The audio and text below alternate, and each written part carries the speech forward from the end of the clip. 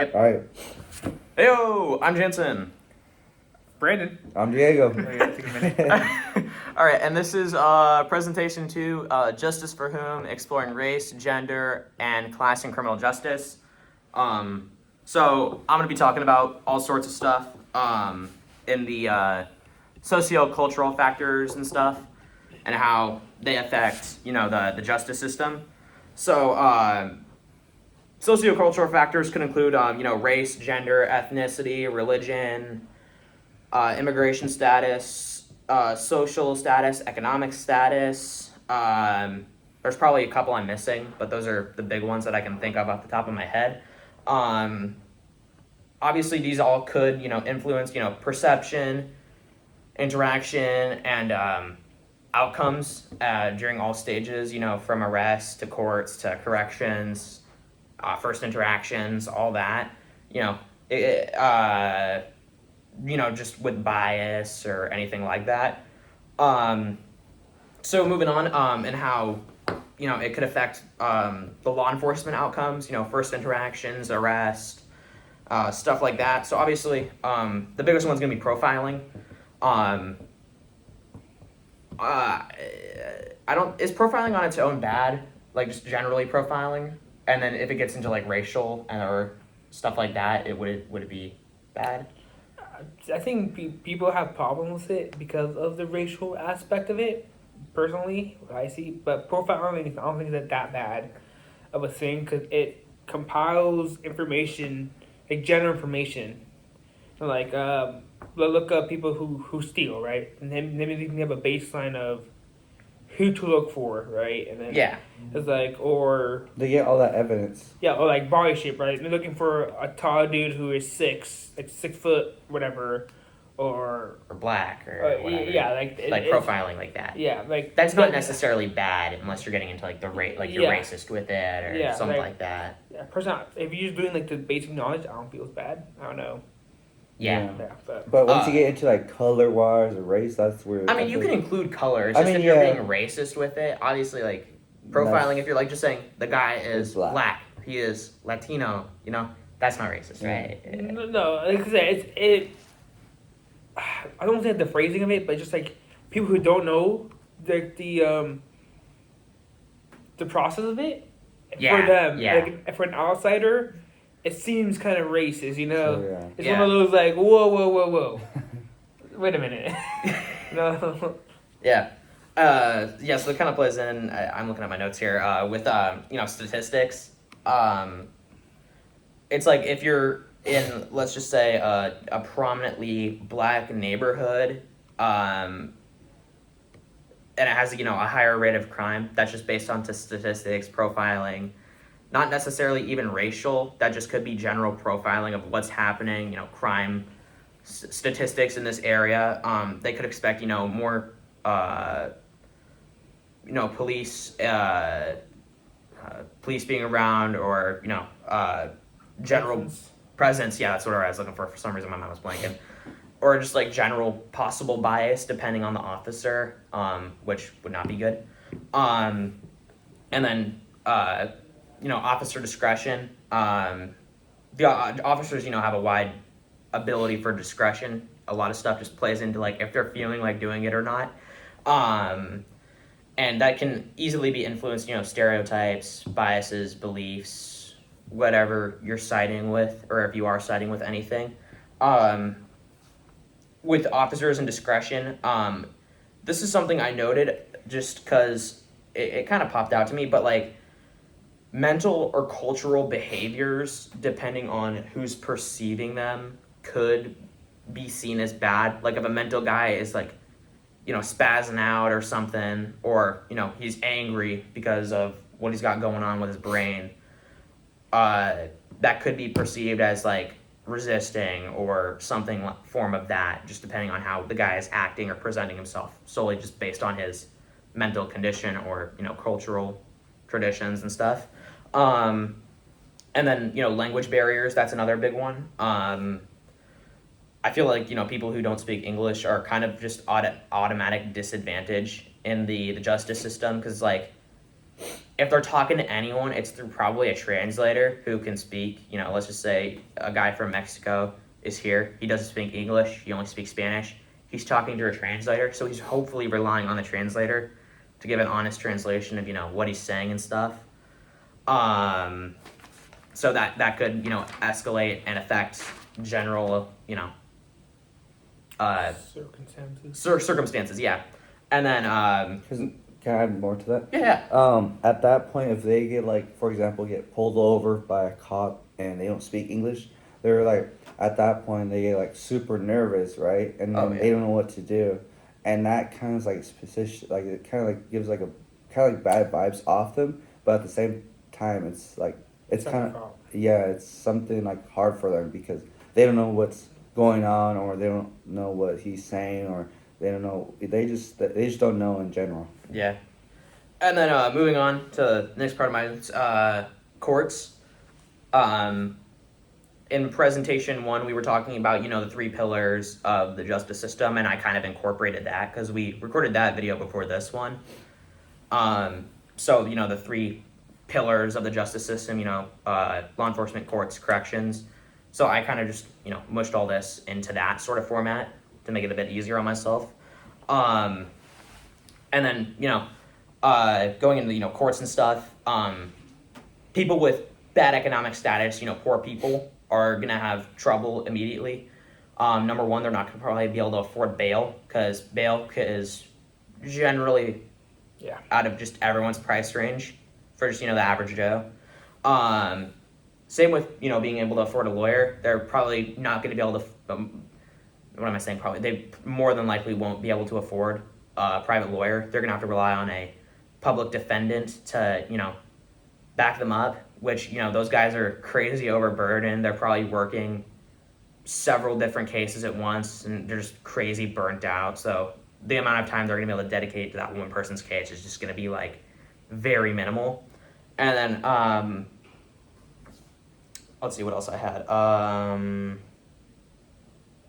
Obviously, judges, you know, if a person's, you know, seems more of like the poor, if he's poor or has bad presentation, or, you know, if the judge has any form of bias to certain races, beliefs, stuff like that, you know, that could affect, you know, plea bargains or bail, once again, mentioning that. So, you know, they might give a better plea deal to, let's just say, if the judge is racist, you know, he might give a better plea bargain to a white person, let's just say, who committed the same crime as a black person just because of racial bias and that sort of thing. And then, I mean, if we kind of want to keep off the racial stuff, if also how someone's dressed. That too. You know, especially nowadays, it's kind of common to be dressing in oversized clothes and stuff like that, right? That baggy aspect is common now, which doesn't seem formal or professional, right? Mm-hmm. And like I said, unfortunately, that's what's modern, right? For us, right, that seems normal. But like for someone who's, especially a judge or different from an older generation, you know, those people could be seen as hoodlums, you know, delinquents and stuff like that. It's off the rip without even knowing their background, you know? That's what I think. It's like something like, Yeah. I'm actually going to add on top of that, you know, taking on some stuff from the class, you know, Jesse Nickerson, I believe is who was basically being, you know, witch hunted by police, and he was absolutely a victim in his first episode, and it brought in his second episode where he was, you know, very poorly dressed. He was showing up late to court. He was poorly representing himself, and it made his case less viable because it's like this guy just kind of seems like a slob. You know, he's dressed bad, representing himself bad, just being a jerk. Yeah, I just wanted to add something, you know, that's, you know, applicable from class that we learned. Yeah, and then you know, I don't think judges personally select a jury. It's for most cases, it's just like random selection. No, yes right? and no. Yes, the defendant or the public, whatever the word is, the prosecutor and the defendant? Yeah, like the lawyers are the ones who get to choose.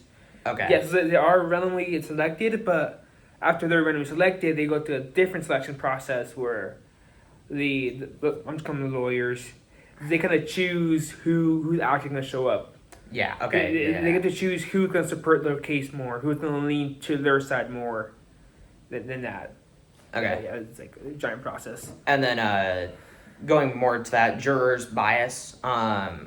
If the person they're bringing in, the jurors could be biased, based on beliefs or something, or it could be, in the case of Ted Bundy or a very, very prominent serial killer, just horrible person, there could be jurors bias in just like how awful the human being is, The crime is. how awful the multitude of crimes were in Yeah. Bundy's case, but it's like that can affect how the juror interprets the case. It's like, wow, this guy has murdered a dozen people.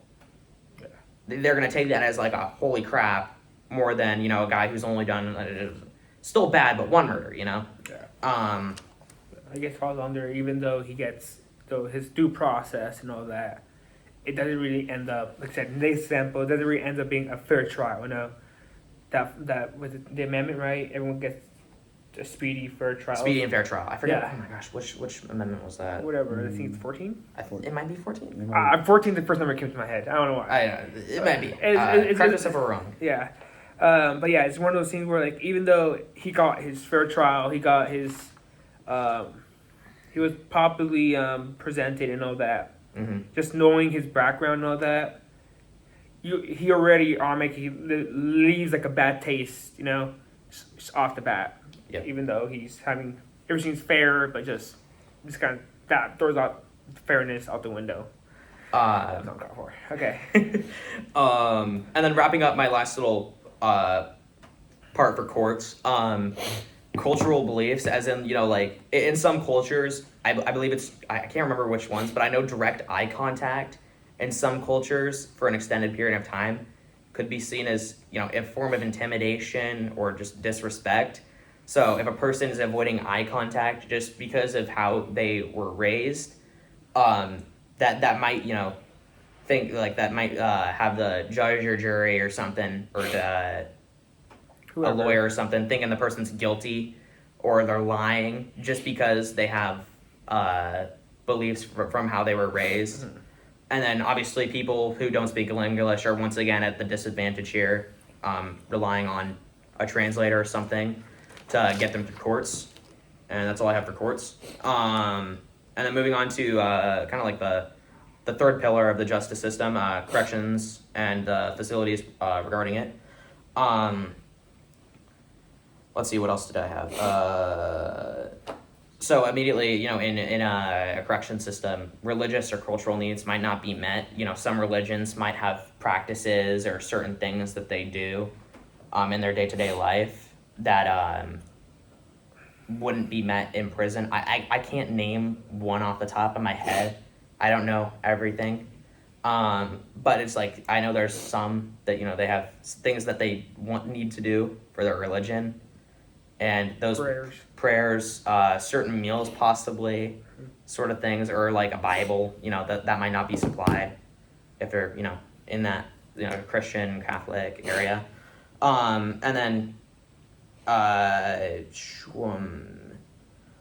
once again, language barriers come up again. I'm not going to elaborate on that too much. It really speaks for itself at this point. Just people who don't speak English are at, once again, major disadvantage.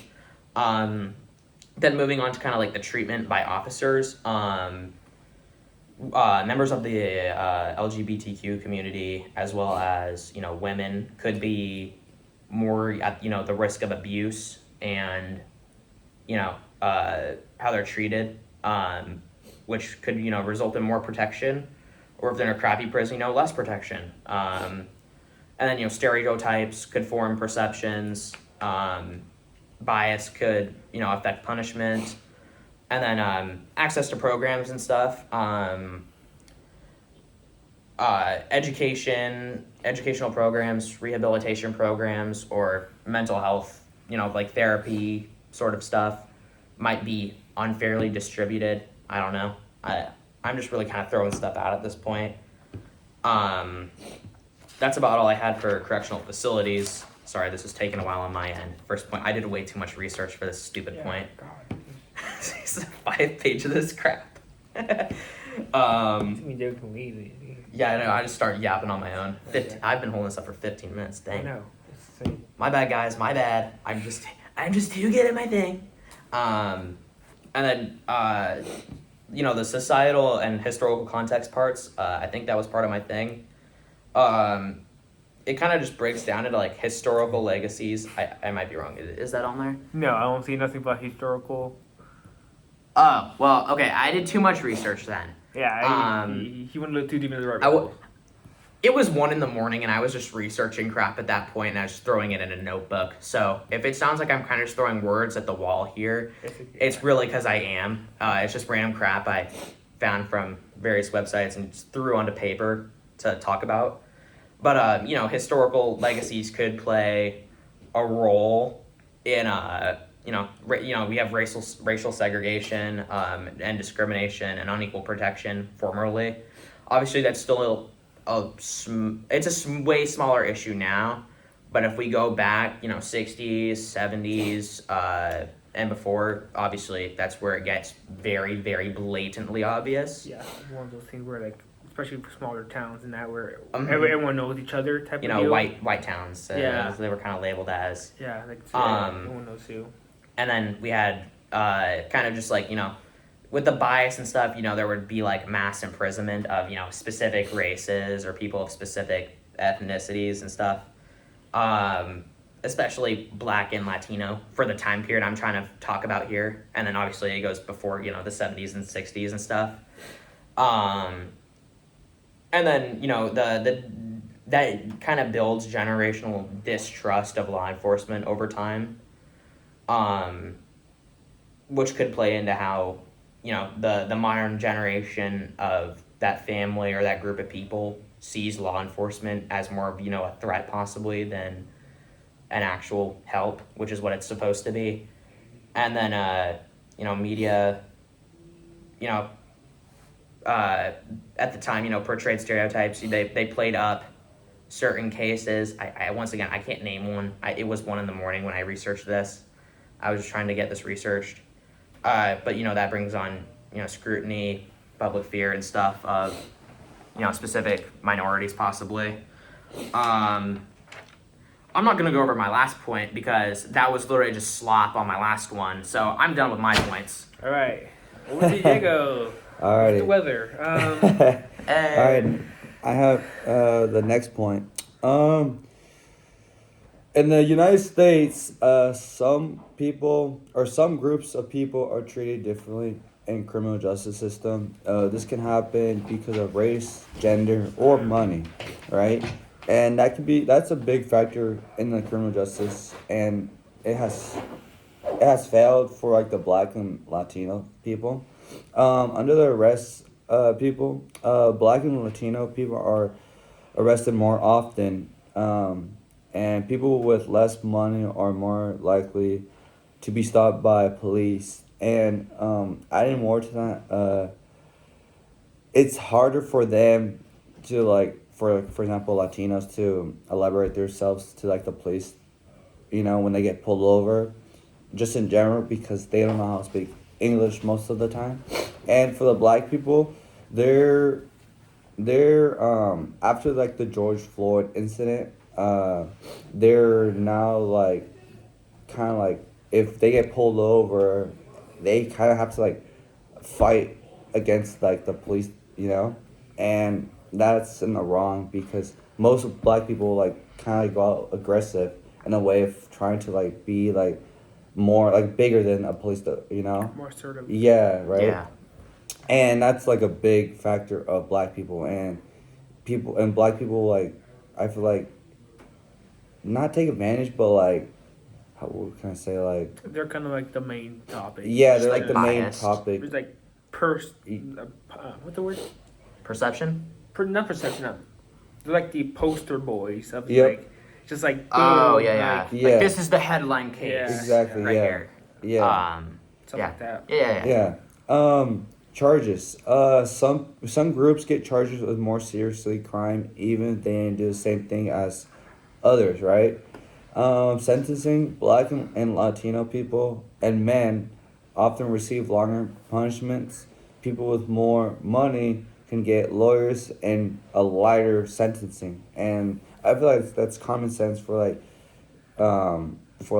people with money. They can get a way better lawyer, right, and get out of jail or prison faster than others, and people with less money kind of have like a lawyer's provided, and so like if it's not like a good lawyer, it can take more time, right, and that can be worse but good at the same time because it depends what their crime is and what they're in there for. Do you want me to open the computer again? Yeah, I guess. Last point, black people black people and people with low income are sent to jail or prison more often. And Oh, yeah. I was talking last point, people with not that much money or just in general, like any race, they can't afford a good lawyers, so they're not able to come with those like sentencing, even if it's 5 to 10 years. They're in there for a while because they don't have a good lawyer. And yeah, that's all mine. Yo, finally my turn. Hey, thank you, boys. Yeah, so I kind of had the part where my question is evaluate efforts towards inclusive and reform from law enforcement. We pretty much already talked about this during this quarter, right? How they involve more like mental training for the officers, right? Something I noticed, especially in my personal life, like with Diego, we've been mentioning the language barrier. Growing up, my parents have been pulled over and all that, right? And before, I remember growing up, they kind of, I don't want to say it had like a free pass, but like the officers wanted to realize my parents didn't really speak English. They kind of like said, yeah, give like a free pass. Be like, all right, you're free to go, type of deal, right? It depends what type of crime they were doing. Yeah. If it's just for speeding, I feel like they're kind of they're more lenient. Yeah. But like I said, that was when I was younger, right? That was like maybe more than like 15 years ago, right? Whatever. But like now like recently, I've noticed where when police are involved, they have like a translator program where they call an outside source that's certified and all that to translate and, like I said, make it more fair for those people who have a language barrier. Like I said, that's one of the thing there. And yeah, hello there. Yeah, like I said, we talked about this overall. I don't know how to go more on this because we talked about a bunch of it. Gender responses. When the suspect involved like a female or the LGBTQ community, especially when it comes down like a search and all that, they tend to kind of bring like a gender involved that's more not capable, but that makes that suspect understanding. Yeah, that make that suspect more comfortable in a way. Like a female doesn't want to be searched by a male, right? Common sense. So they probably call over a female to come do that, or along those lines, right? And that also protects the police too in that case. Yeah, from like it's like sexual harassment. And stuff. And it's not like a woman can't, do sexual harassment. It's just like it's a lot less likely. Yeah. I just wanted to add that. That was just a quick point I wanted to. Yeah. Like I said, thanks for helping me out. It's just like it's just more understanding. It just makes the two parties involved more comfortable and more understanding from each other. I think Jansen, like I said, mentioned like mental health, stuff like that.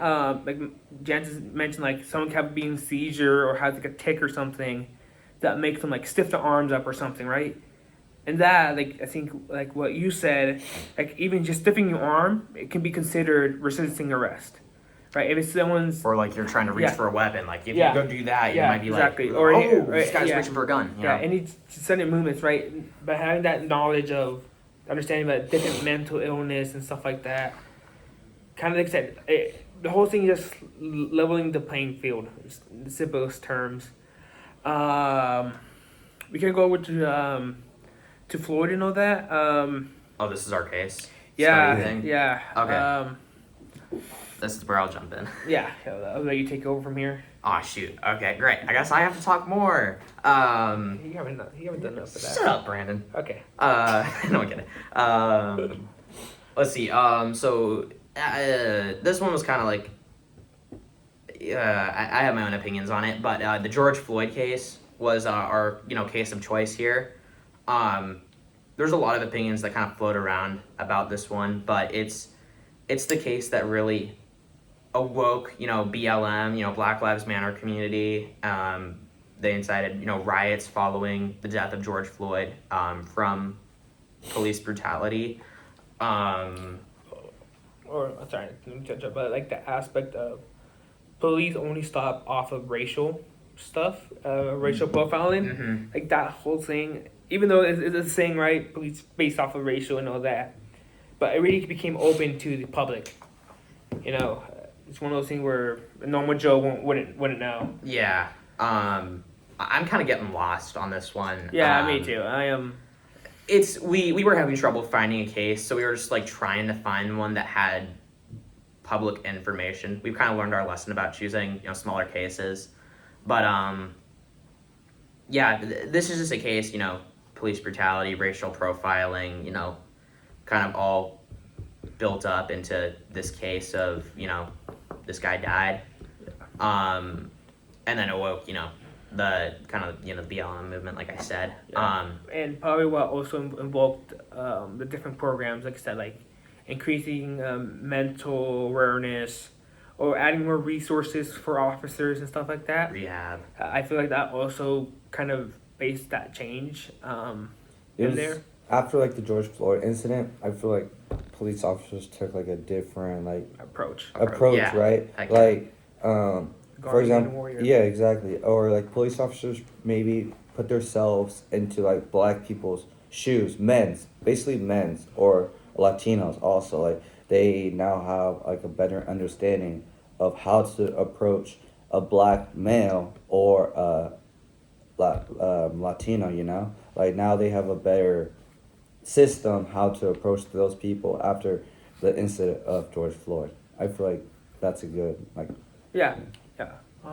That's about all I have to Yeah, say on the that's- case. I guess- I really did not have much to say about it because Except I don't know why. Yeah, We've kind of said everything that kind of like, not specifically about the case, but just all the other stuff kind of like plays into that. So yeah. that's about all I have to say for it. I'm not sure if you guys have anything else you I want to think I'm add. good. Diego? All right. Sweet. That should be it. All right, Awesome. thank you for watching. Thank you for Yeah. watching.